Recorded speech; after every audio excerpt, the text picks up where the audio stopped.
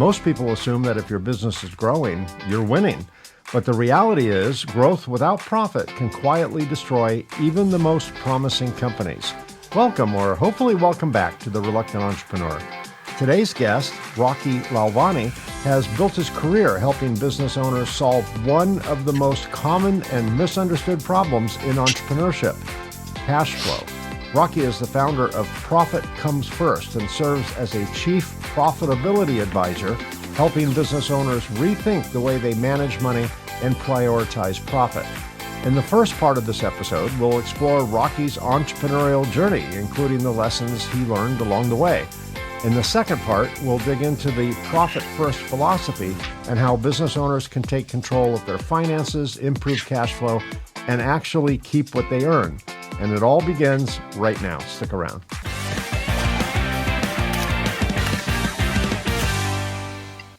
Hi, Rocky. Welcome to the show. I'm excited to have you on and even more excited about our conversation.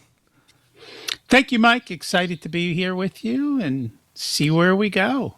Yeah. We'll see where we go. We'll roll the dice and see what we can score. So, Rocky, take me back to the beginning. What did you originally think your career was going to look like? Maybe when you were a little bit younger. You know, it's funny. When I was in high school and college, it was the beginning of the tech era. So the PC was just first coming around. And as a kid, I went out and bought one. I was entrepreneurial as a kid, so I had plenty of cash.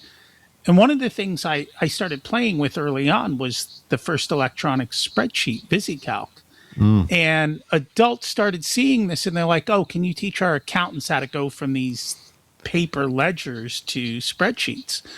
And in college, I had a job in a bank and they're like, you know how to do spreadsheets? I'm like, yeah. They stuck me in a corner. I had a blast. So I'm like, oh, I'll graduate college and I'll teach people how to build spreadsheets.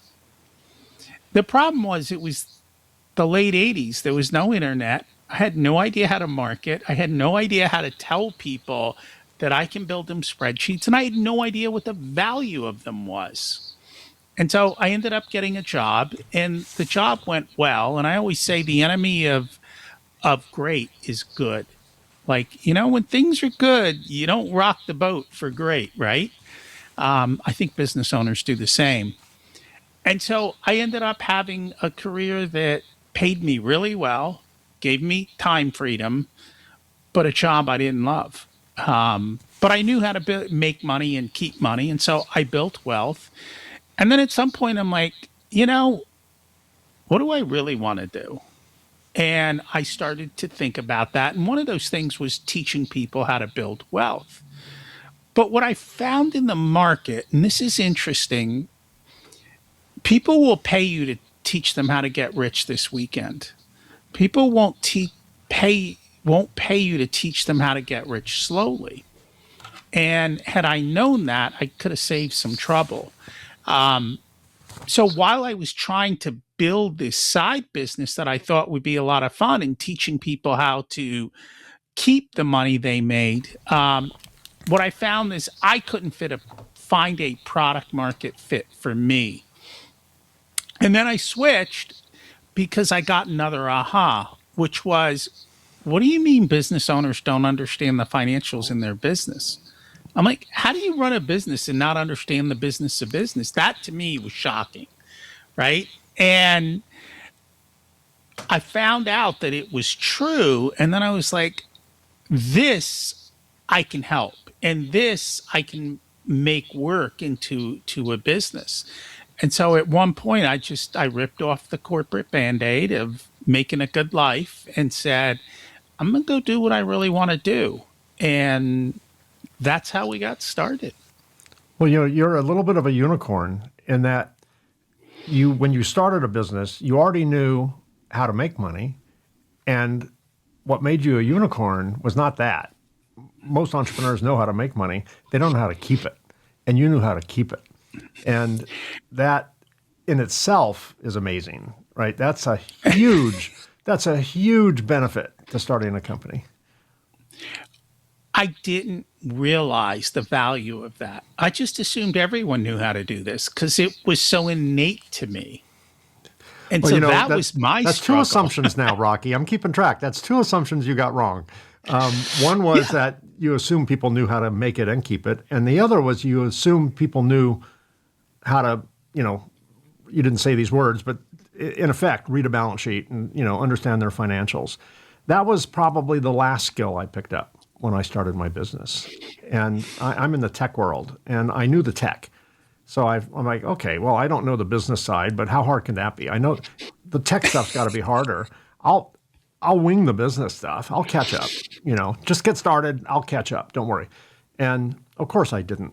And then I became afraid to learn the financials because by the time, you know, we got a little bigger and we hired, you know, went from a bookkeeper to an accountant to a controller, you know, the controller was a buzzkill for me because I'm thinking we're doing great because I was just trained to, self-trained, to just look at the income statement and stop there. Maybe even just the top half of the income statement and, you know, the revenue side. And then all of a sudden I'm introduced to this thing called a balance sheet, you know, which the acronym would be BS, and it fit the acronym because that was a giant buzzkill for me because the income statement looked attractive. The balance sheet told the real story. It was like tarot cards or a crystal ball or a palm reader. It had a story within it that talked about fear-based decisions and recklessness and things like that that the income statement alone didn't tell. And I didn't want to learn that, to be frank with you, because it was scary. And I just wanted to just tell me how much money I need to bring in. I'll go bring in the money. And I spent years chasing cash. Not profitable cash, Rocky, but cash.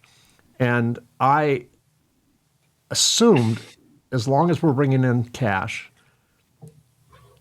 profit will eventually catch up. It's like, you know, this flawed philosophy is we lose money on every order, but don't worry, we'll make it up in volume, right? and it's a seduction. It's just a seduction. And we tell ourselves that because we don't want to deal with the reality, because that means making changes. That means learning. That means growing. And many entrepreneurs like me didn't have time for that. We were too busy putting out fires and, you know, bringing in cash to cover payroll and all the other things that are involved in specific types of businesses. So I think we are the norm, which you probably have figured out already because you've created a business helping people like me, right? If everyone was like you, you'd have no customers. So yeah, you're welcome. but I'm surprised you weren't more that way, but you were a bit of an anomaly. You had that background. You knew spreadsheets, which sounds nerdy, but when you know spreadsheets, you know the numbers. You know more importantly, you know the formulas to come up with those numbers to put into the spreadsheet. So you know how it works. And I think a lot of people are, particularly when they bootstrap something like I did, started out of my garage. I only had so much time, and I did what I enjoyed doing. I did what I was good at, and I avoided at all costs what I didn't like to do and what I wasn't good at. And you know, I hung on to that a little too long, and I paid the price for it, and eventually got smarter, got wiser, and got people in who understood it like you do, and that was a game changer. But I wasted a lot of years, and I was on a hamster wheel for a long time, and working hard, not going anywhere. So I appreciate what you do, that a lot. I wish I'd known you sooner. So you spent years in the pharmaceutical and biotech fields. Is that accurate? Correct. Yeah. I did. You spent all those years in pharmaceutical and biotech before starting your own business. What benefit in those specific, very scientific fields was a carryover in your business? Or maybe what's the downside of having that experience that carried over into your business? I'll cover that in a second. Sure. But I have a question for you. Yeah. You said something and you went right past it. And it's the piece that I'm still struggling to figure out. Emotionally, you didn't want to talk about the numbers. Right. And most people, most business owners are like that. But at some point it clicked that I've got to get over my emotions and talk about the numbers. Yeah. What caused that change? Like, what was that moment that said, I'm going to do this? Most of my best decisions, including the decision to understand my numbers, resulted from what I call the burning building syndrome. So imagine you're in a high-rise building, the building's on fire. It's coming up to your floor. You can't go up, you can't go down, or you can't go down legitimately. So you stand on the window ledge, and the fire's approaching. There's 100% certainty you're going to die in the fire. There is a 0.0001% chance that a flatbed truck filled with pillows might drive by the moment you otherwise would make contact with the ground. Some people do survive miraculously a drop. Very few survive a fire. So most of my most impactful decisions were when I had absolutely no choice. The business had 6 seconds to live, and I needed to do something that I previously had thought way too uncomfortable, way too painful, way too real, and I just avoided it until the business gods, I refer to the business gods a lot, quite metaphorically, turned up the heat so much that I had absolutely no choice. Either give up the business, admit defeat, or jump out of the window. And that was one of many burning building moments that I had. I had absolutely no choice. I put it off for so long, and the business gods just said, okay, let's turn up the heat a little more, turn up the heat a little more. We'll get them to go there, right? Or give up the game, your choice. Kind of like a drill sergeant. Push you to the brink of breaking you and then rebuilding you. And that's what happened to me. And I think that's probably what happens in most scenarios like that. It does. And unfortunately, depending on how big of a hole you've dug, depends how easy it is to get you out of it. Well, there is definitely a point of no return. I do believe there is a point where you're better off just exiting and maybe starting over a little bit wiser if you've learned something from it. But in my case, it was just in time. It was, I didn't have another 2 days I could go and stay in business. It was literally now or never. And I chose the now. And, I could not fail. There was a lot of reasons, psychological and practical reasons I could not fail. And failure was, I'm exaggerating a little bit, but hyperbolic a little bit. That was worse than death. I could not fail. So I'm like, damn it, I'm going to have to do this very uncomfortable thing. I have no choice. I put it off as long as I was very successful at procrastinating. And then it became sink or swim. And, I learned to swim. Congratulations. Well, thanks. Now I look back and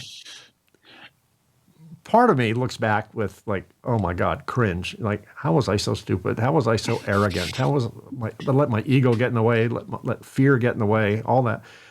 Now, with a little bit more altitude and perspective, I have this level of gratefulness over those experiences because it forced me to make tough choices and very uncomfortable choices. And if it weren't for those experiences, you and I wouldn't be talking today. And, I wouldn't have a business to talk about. I wouldn't want to talk about your business. I'd run away from anything to do with business. And now I'm fascinated by it and people's journey and how they handle tough situations. So I gave myself a lot of grace because it was a learning experience. Some people learn by being educated. Some people learn by making mistakes. I was a pinball in a pinball machine. I was just bouncing off all the bumpers, and then eventually I learned how to chart a course and avoid all those bumpers that just bounce you around. But it takes time. It takes wisdom. It takes maturity. It takes letting go, rewiring yourself, your personality, letting go of ego, letting go of fear, and that's deep. And a lot of entrepreneurs go, look, I just want to sell widgets. I don't want to change my personality. I just want to sell widgets. Come on, how hard can it be? Give me a break, business gods. But they have other plans. Does that make sense? It's true. It makes total sense. And I hear it because I know what they say before and I know what they say after. Mm-hmm. Before, they don't admit there's a problem. And after, they go, I wish I had known you sooner. But Yeah. the one who would have known me sooner wouldn't listen to me. Oh, but I wouldn't have listened to you. Yeah, Exactly. I'm somewhat disingenuous when I say that. Well, I am genuine when I say it. New Mike is authentic when I say that. But I know old Mike would have dismissed you. I hired a consultant, more of a mentor, and she was wacky. She came up with these absolutely counterintuitive, ridiculous ideas. I used to call her Yoda because the way she spoke kind of made weird sense. And at first I rejected most of her, what I thought were crazy ideas. And then again, burning building moment. I'm like, okay, well, she'd say to me, well, how's your idea working? I'm like, okay, point made. And I would just say, okay, you know what? Fine, let's give it a try. Let's just fail fast with this one. And it would be successful. And over and over and over again, the most radical business decisions I made that seemed the highest level of counterintuitiveness turned out to be brilliant. And I did not see that. And I'm kind of blessed and cursed with this insatiable curiosity to how things work, right? And I need to have causation. I need to understand cause and effect. I need to draw lines between those two.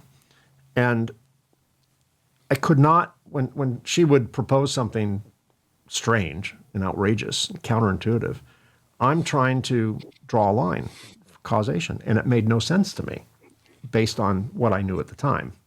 Small Mike versus bigger Mike. And so I would reject it because if I didn't understand how it worked, I would reject it. And at some point, she taught me, Mike, consider the possibility. Just don't reject it. Don't accept it. Just consider the possibility. So I created this little vault in my head. I call it my possibility cabinet or my possibility shelf. You say something to me today that's just like crazy sounding. I won't reject it. I will say, well, that's interesting. And I'll stick it in my head as I'll think about that.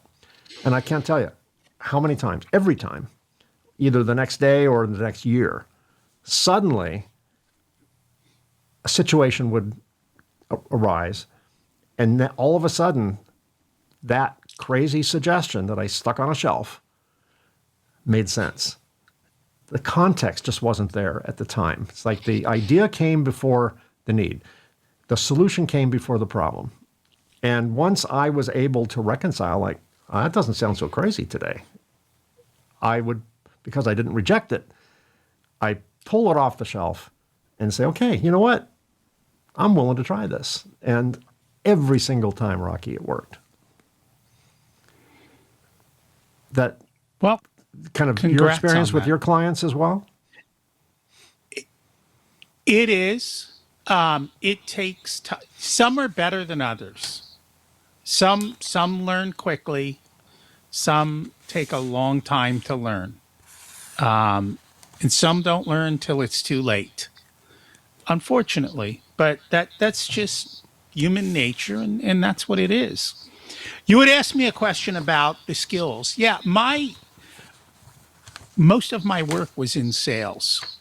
And so when you're in business, no matter what you think, you're in sales. And so I had all those sales skills that I could bring over to starting a business. I also had runway on both sides. And what I mean by that is I had spent a lot of time testing while I was still working. And so it gave me years to play the testing game, years to listen and learn and study from others. And I would listen to business books and I would listen to different things, and it didn't always make sense. Like, just like you were saying, I don't get it per se. But I was taking it in and it was going on the, okay, one day I'll understand this shelf. And then when I left, I had cash runway. I started my business knowing, hey, we don't expect sales for the first year or two. Like, that's what we're going into this with. So make life adjustments, be prepared to be able to take the time. I was always told to take 3 years. So I just planned for 3 years and I was ready to do that. And I eventually ripped off the Band-Aid and went for it with that long-term plan of building a business. So you had a lot of, based on experience, watching others succeed or fail, and coming up with your own perceived playbook. You had a lot of preview of what a business would be like. Were there any misconceptions you had once you got into business? I think the misconceptions aren't so much about the business, but about me and the value. So in the beginning, undercharging. Yeah, that's common. Common. That was probably a big one. B, the magnitude of the problem that I was actually helping solve. C, how to speak to those people in a way they understood. Right? Because we've got our message in our head and they've got their message in their head. And I mean, if you're in business, you've probably been to a networking meeting and people are telling you what they do. It amazes me how many people just dump versus have a conversation. So just learning how to frame things, how to be short and sweet, and do that. Now my sales background helped with that. Yeah. I think those were some of the bigger misconceptions. How fast I could actually grow it. And I'm not going to say it's a misconception, but the thing I had to figure out is where are what my potential client look like. That has changed over the years, size-wise especially. And where are they hanging out and how do you find them? Right? We're all told about social media, but that hasn't been that great a converting place. Were you accurate in your prediction of 3 years in the desert before you started making money? Yeah, the first year was pretty horrific. And then the second year, things started to take off. And then the third year is when things just were like, boom. Yeah. Like, you've hit the roll. You know, when Jeff Bezos built Amazon, I forget the exact number, but it's something like 10 to 15 years before he made any money, before Amazon made any money. And that was calculated. He was building the logistics, multi-billion-dollar logistical platform to be able to do what Amazon does today. And he was good at getting investor money. Wall Street loved him, even though they were losing money year over year over year for more than a decade. He had a long-term vision, and he knew that success was not, in the early days, based on profit. It was based on investment that he was making in the company, that investors were empowering him to make, and building an infrastructure. And then eventually the investment started, had an ROI on it. And then eventually, he owns one of the most profitable companies on the planet. And he's either number 2 or 3 or 1 or, in richest people in the world. But that, like you, I mean, he had a much longer runway. You had a 3-year runway, but it's amazing that you were so accurate in that. I've heard you say that your story is a bit different from a typical financial expert. What What do you mean by that? What makes you different? I'm not a CPA, so I don't come at it from that standpoint. I actually come at it from a sales standpoint.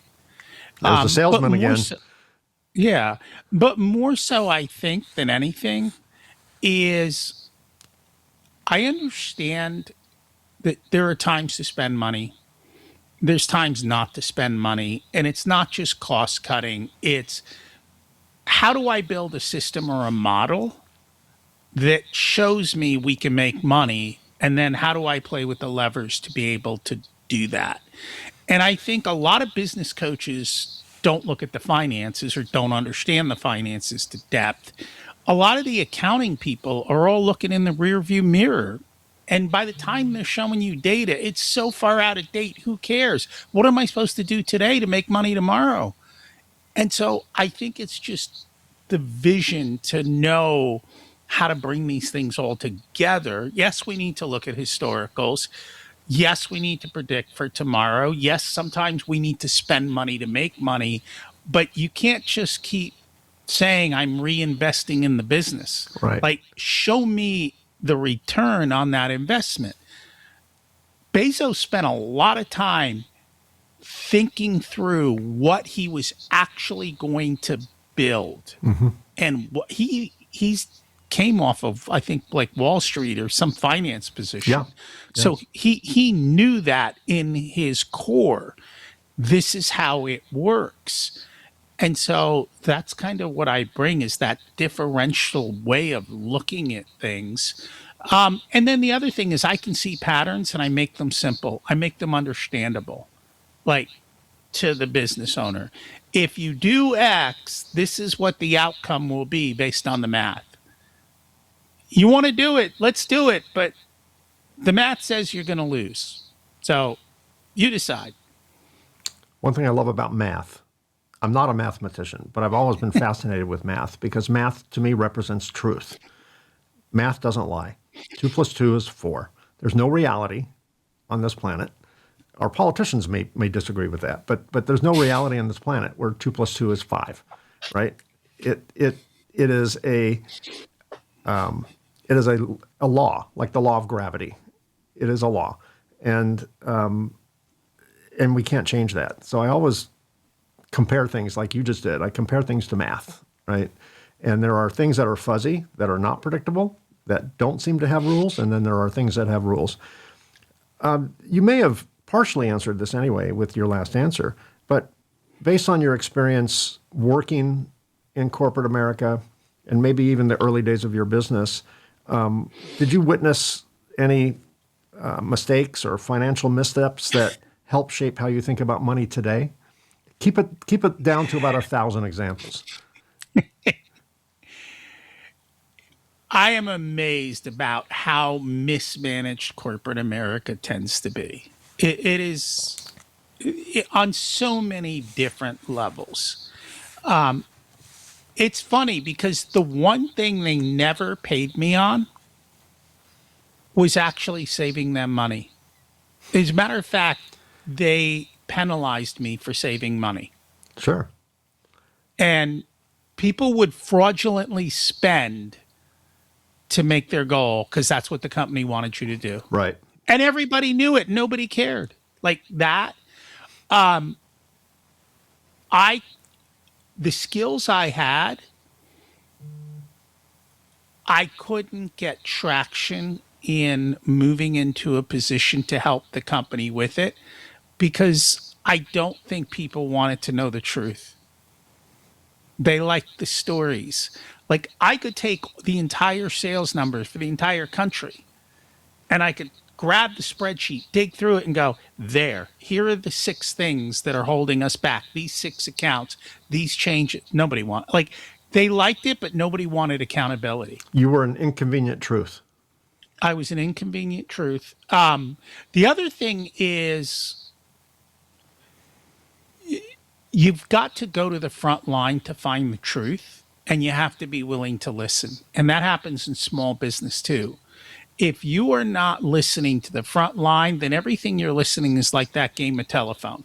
Yeah. And there's a lot of people who think it's better to protect you than it is to tell you the truth. I cannot tell you how many times I've had an entrepreneur who has finally let someone go, and the conversation afterwards is always the same. The people all come up and say, "Took you long enough." Yeah. And it's like, could you ask them why they didn't say anything to you beforehand? Nobody It's a says little bit anything. of a Everyone, emperor's new clothes thing too. Years ago, my daughter, when she graduated college, wanted to come work with me. So I said, oh, great. So we'd be having a business meeting, and I'd come up with some screwball idea, a concept of a new product that I wanted to design. And I'd go around the room and, what do y'all think? Oh, Mike, that's a great idea. Oh, Mike, no wonder you're the boss. Oh, Mike, that's amazing. Are you losing weight? You look great today. Right. And then I get to my daughter, and she wouldn't call me dad at work. She called me MK, Mike Conrad, MK. She'd look at me and go, MK, that's the stupidest idea I've heard all day. And I'm like, that's truth. That's truth. Everything else is emperor's new clothes. Nothing more. we have a tagline. We'll tell you the truth even if you fire us. Yeah. That's the way we do business. If that is not something you want, don't hire me, Right. because I'm going to tell you the truth. And we have awkward conversations all the time. Yeah. I'm Yeah. like, look, I it's your remember those choice. awkward conversations when the truth, hit me in the face like a 2x4. Many entrepreneurs grow up hearing revenue equals success. I drank that Kool-Aid for a lot of years. When did you realize that wasn't necessarily true? When I realized that a lot of revenue doesn't actually make you money. Right. It's break even. It's less than break even. And that's the key. So there's actually a book behind me. I think it's called Islands of Profit in a Sea of Red Ink. It's an MIT professor, right? He examined Fortune 500 companies. He found that 20 to 30% of what they do produces 80 to 100+% of the profit. 20 to 30% of what they do breaks even. And the last 20 to 30%, and rough, you do the math to average it out, loses money. Here's the thing. In corporate culture, how many people are going to say, we're going to cut our sales by half and we're going to double our profits? You're fired, Yeah. right?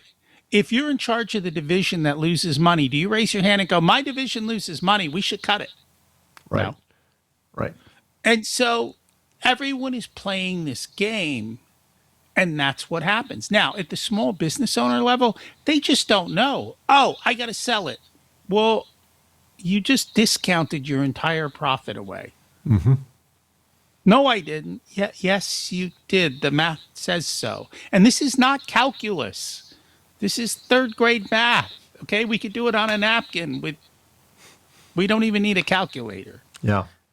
It either works or it doesn't. And I think a lot of times people just don't do the math. Or they don't want to know the truth. I don't know.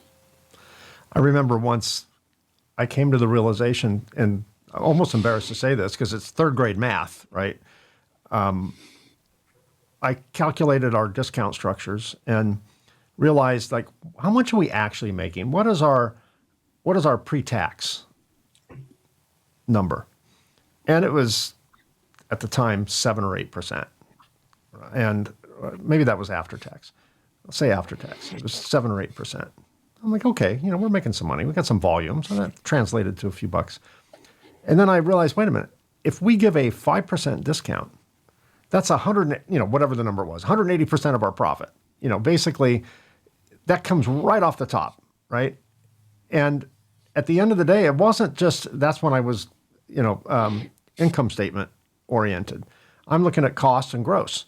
And like, oh, there's a lot of profit here. We're like a 40% profit margin until you get to, cost of doing business, expenses, and, everything else, and everything on the balance sheet. And then I started realizing, wait a minute, if we give a 1% discount, that's double-digit profit loss, reduction in profit. And that's when it really hit home for me. It's like, okay, we either need to raise the bridge or lower the water. So we can raise the bridge by raising prices and giving us some margin to discount, or we can, lower our costs. But you can't cut your way to profitability. So it can help, but it's not going to save a company. You and I share one thing in common, at least one thing in common, and that is that our parents were immigrants to this country. How did that influence your mindset around money and business, if it did? So when I was growing up, my parents would talk with their friends who also immigrated, and they would talk. Money was not a taboo subject. So there would be conversations around money, around spending, around how things worked. And so money was never that topic that you didn't talk about. And because of that, I think I had a better understanding of money. The other thing is culturally, I came from a country that negotiated. Mm-hmm. So when I was young, and I've negotiated with everybody, like Sears is gone, but I negotiated massively with Sears. I've negotiated with Home Depot and Lowe's. I've negotiated all over. I've negotiated. You know how they have these car places that don't discount or the price don't do sign anything? is just a starting point, right? Yeah, the price is a starting point. But a lot of these places, like one car deal, it was one of those car dealers that say, "Here's our price and here's our thing. We don't negotiate." No haggling. Yeah. And I got the price down a little bit, and then the salesman came back with the loan and the loan terms, and I said, "No," and he said, "Well, there's nothing we can do." I said, "Go tell your finance manager this." And he walked away. He came back 10 minutes later, and he goes, "They lowered the rate. I've never seen that happen." It's like everything's negotiable. You just got to figure it out. Very true. And we were at the other end of that. We negotiated away our profit at one point. At what point did you feel like your business actually became stable? You said it was a few years before you started, showing your numbers in the black. At what point was there an epiphany moment? Was there a particular benchmark that caused you to say, "Okay, we're stable, we're predictable. This is going to work"? I think it was, I had an original goal of where I wanted to be and what I was going to do. And I think that goal was probably like 5 years out. And we had exceeded it at year 3. And so at that point, I realized, hey, I think, we've made it. Life is good. Things will work. That's not to say we haven't had roller coasters since then. Sure. There is always the roller coaster. And I've become more comfortable with the roller coaster ride. It's just like, okay, this is what happens. It's the normal cycles of up and down. They're to be expected. There are ways to solve this by doing the things you don't always like to do. Be better at doing that, and things will work. You won't have the roller coaster as much. But for me, I think it was around that 3 years. And to be honest, I partnered with other companies to help me put the models in place that we use. Like I partnered with Profit First. They gave me part of the equation. They didn't give me all of it. And that was a learning process. Oh, what am I missing here? And then I met somebody else, and we actually came together on an agreement that was negotiated. Of course. And they gave me the tools that really helped me get my messaging down, and my delivery down. And then once all of that came together, it was perfect and good. And then usually the only problem is me getting in the way. Typically is. It's always comes down to us. Looking back, was there one decision that in your business that had a disproportionate or an outsized impact on your success? I think it was that second That same one? partnership. Yeah. Yeah, the second partnership did, because what it did was it provided me a system and a framework and a way to do things in a way that was proven that worked. Could I have built that eventually? Yes, it would have taken me years to perfect it because the people who gave it to me had taken them 30 or 40 years to perfect it. So, you kind of get that wisdom. It would have taken me that long, or at least a portion of it. You mentioned that profit first was about half of what you needed to know. What was the other half? So the thing with profit first is it shows you have a problem. There's no cash in the bank, and it shows it to you early. It doesn't tell you how to solve it. The other problem is because there's a book, people think they can read the book and do it. Yeah, technically they can, but there's a lot of nuances. Third, I become second fiddle to Mike McAllowitz. And so how do I get out from under the umbrella? How do I build my own brand in a way that works for me, that allows me to do those other things? And that's kind of what had to shift. So you still embrace profit first, but that's only one tool in your toolbox. Is that a good way to put it? Correct. Yeah. Now we use it as our lead gen. Mike has done a great job of solving the problem that you and I talked about way back when.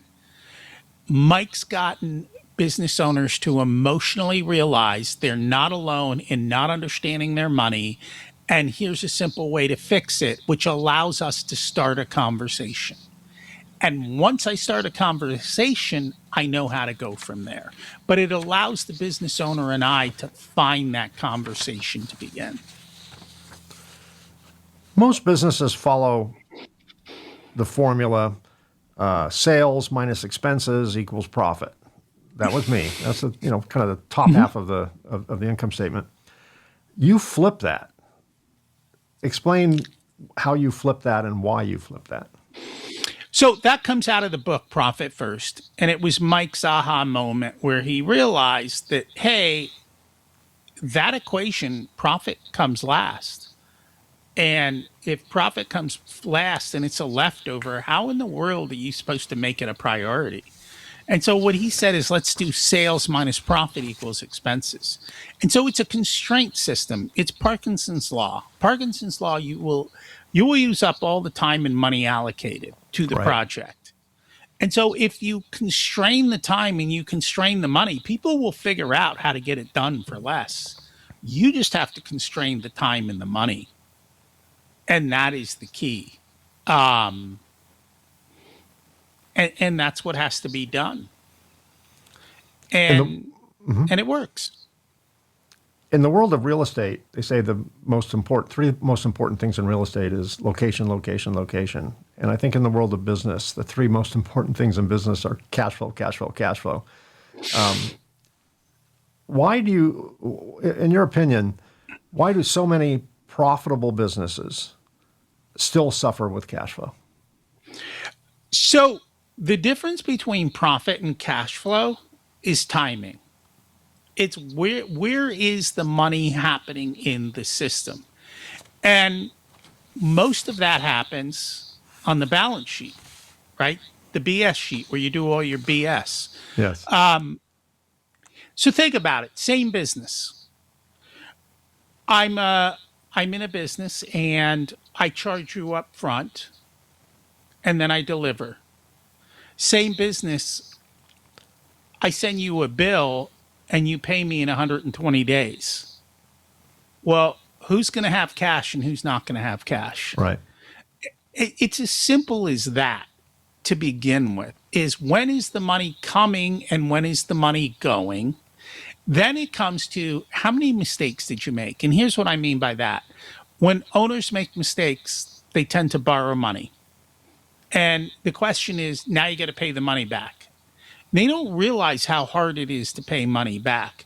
The worst thing that happens is there are predatory lenders out there, and they are very good at giving you money when you are at your worst and charging you 50% plus interest.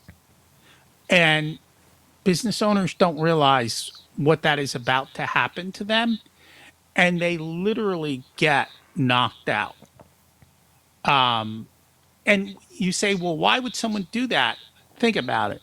You got $1 million business and they lend you 100 grand at a 50% interest rate. If you go under, they're still going to get their money because you got this business that they can come in and at least grab something out of. Sure. Yeah, or your personal Yeah. wealth. Right. Or your personal wealth, right? Right. And a lot of them who do that will actually go into the system and start every week based on when the money comes in, they start extracting their toll up front. Once you get into that, you're done. All of that is occurring on the balance sheet. And so that's the problem. It's stuff that doesn't show up in the P&L. So it looks like you're profitable, but your balance sheet is leaking cash like crazy. And that's where all the money is. It's on the balance sheet. You often say that business owners are flying blind when it comes to their finances. What does that look like in the real world? Give me some examples of that. They don't have an accounting system. They look at their bank balance. Number one thing. Number two, they have no visibility into what's coming and going. So they look and they see a big pile of money because a big check came in, and they spend it and they forget that payroll's due. There was a large invoice that is just about to arrive. Taxes are due. It's all the things they forget about that are coming due. And so they have this problem of they see money, they spend it. Yeah. And there's just no discipline to it.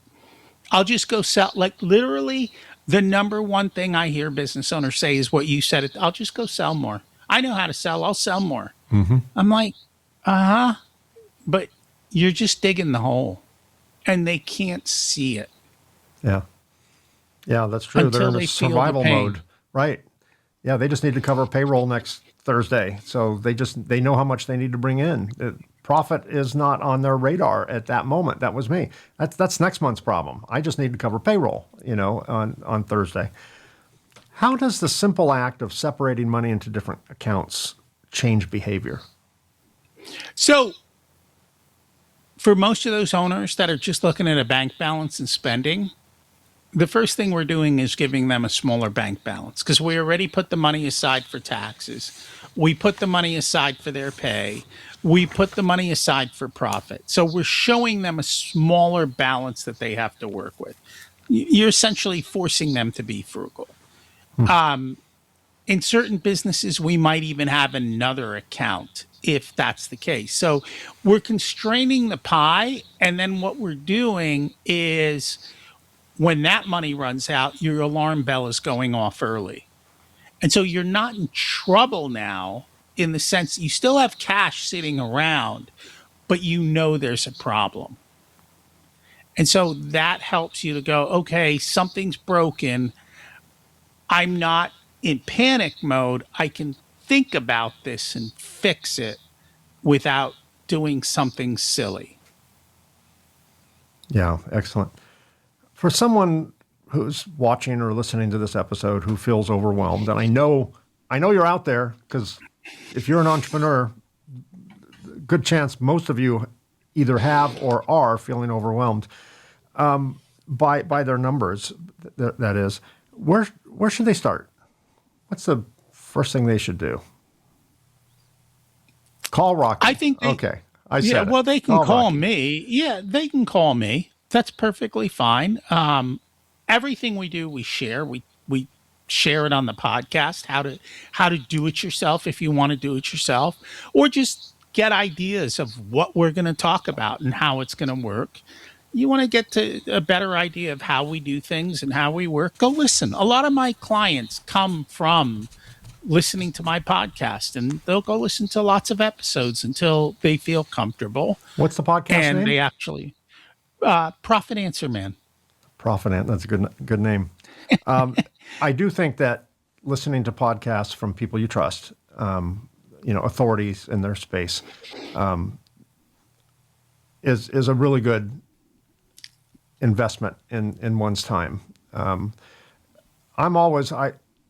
You don't have like a 5 successful steps or 5 guaranteed steps. You don't like a step type person, right? I have a free book. You want a free book? I'll tell you everything you have to do in the book that we do for you. You can get the free book. Okay, I will It's get on the that website. information in the show notes. I will make sure, listeners, viewers, if you're watching this on YouTube, look down here where it says see more. That information will be there, as will links to Rocky's company.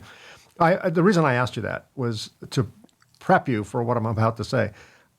I love the idea of going to people you trust, like going to your show and others like it from respected people who have earned the authority to speak on what they speak about. I'm always a little leery when I see 7 steps to becoming a millionaire, or 12 steps to owning a spaceship or whatever.